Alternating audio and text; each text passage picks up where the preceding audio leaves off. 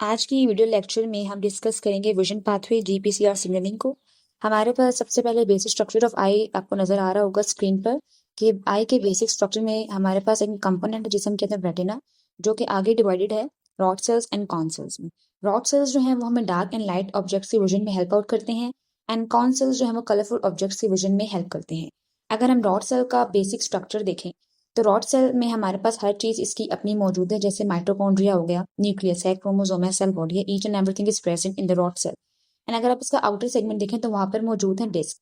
अगर हम डिस्क के स्ट्रक्चर को विजुअलाइज करें तो डिस्क की सरफेस के ऊपर हमारे पास होते हैं रिसेप्टर्स, जो कि होते हैं जीपीसीआर रिसेप्टर्स, यानी कि वो रिसेप्टर्स जो कि सिग्नलिंग में आगे हमें हेल्प करेंगे। एंड इस केस में जो रिसेप्टर्स हैं उनका नाम है रोडोप्सिन, जो कि फिलहाल अपनी इनएक्टिव स्टेट में है। लेकिन जैसे ही कोई लाइट का मॉलिक्यूल यानी फोटॉन आकर इस पे फॉल करेगा तो ये रिसेप्टर्स अपनी इनएक्टिव स्टेट से हो जाएंगे अपनी एक्टिव स्टेट में कन्वर्ट। सो ये थी रिसेप्टर की एक्टिवेशन। और इसमें होता क्या है कि हमारे पास रोडोप्सिन के होते हैं कंपोनेंट्स, एक होता है सिस एंड एक होता है ट्रांस।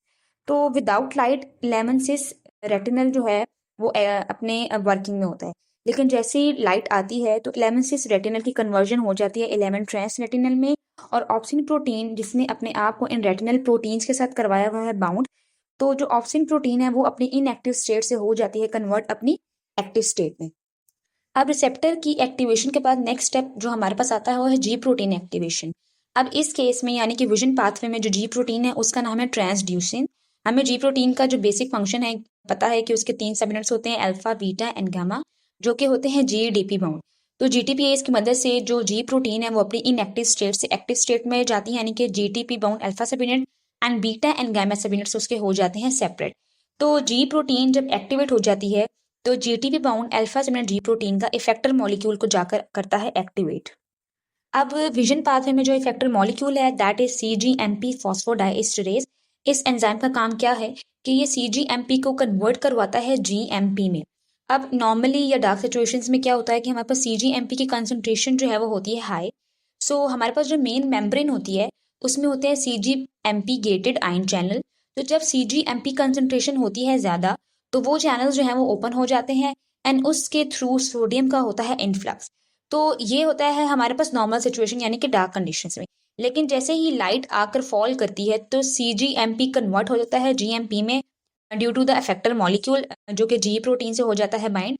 सो उस कन्वर्जन के रिजल्ट में क्या होता है कि हमारे पास जो चैनल है वो हो जाता है ब्लॉक, सोडियम का इन्फ्लक्स होता नहीं है। जब सोडियम का इन्फ्लक्स नहीं होता तो जो पॉजिटिव चार्जेस हैं या पॉजिटिव आयंस हैं उनकी कंसंट्रेशन हो जाती है कम। कंसंट्रेशन कम होने की वजह से जो मेम्ब्रेन पोटेंशियल है वो हो जाता है डिस्टर्ब, क्योंकि जो मेम्ब्रेन पोटेंशियल है आउटसाइड वो था 0 मिली वॉल्ट्स एंड इनसाइड था -40 मिली वॉल्ट्स।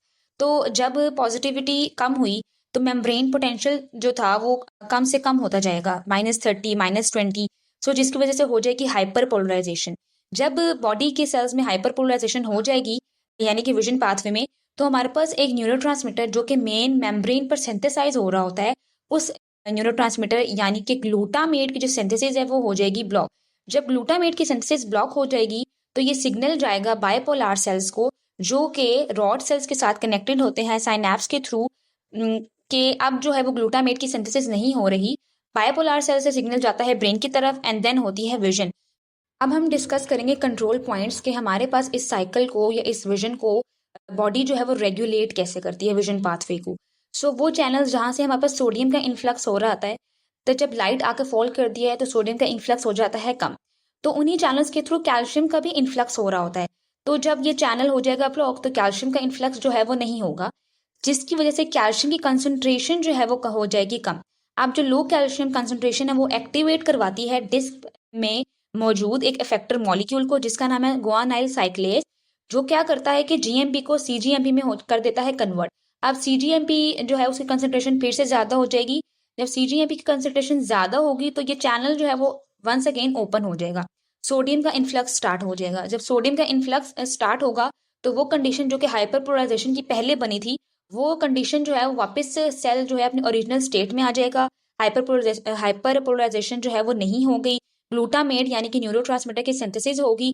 सो ये ऑल कंडीशंस जो कि डार्क में पहले थी अब लाइट की वजह से चेंज हो गई थी।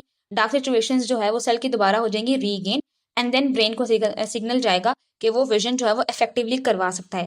एक कंट्रोल पॉइंट था हमारे पास ये। सेकंड कंट्रोल पॉइंट हमारे पास ये था कि अगर इन केस कि यहाँ से नॉर्मल जो विजन है कंप्लीटली ब्लॉक नहीं हो सकती, तो हम क्या करते हैं, ये बॉडी क्या करती है कि वो जो रोडोप्सिन रिसेप्टर्स हैं जिन्होंने फर्स्टली एक्टिवेट होना है, उन रोडोप्सिन रिसेप्टर्स की हो जाती है phosphorylation with the help of enzyme kinesis. तो जब काइनेसिस इस रिसेप्टर की ही फॉस्फोराइलेशन कर देंगे, तो इस रिसेप्टर के साथ लाइगेंड मॉलिक्यूल की बाइंडिंग ही नहीं होगी। जब लाइगेंड रिसेप्टर की बाइंडिंग नहीं होगी, तो आगे के जितने भी पाथवेज हैं वो एक्टिवेट नहीं होंगे। सो ये थी हमारी आज की video GPC signalling and vision pathway की।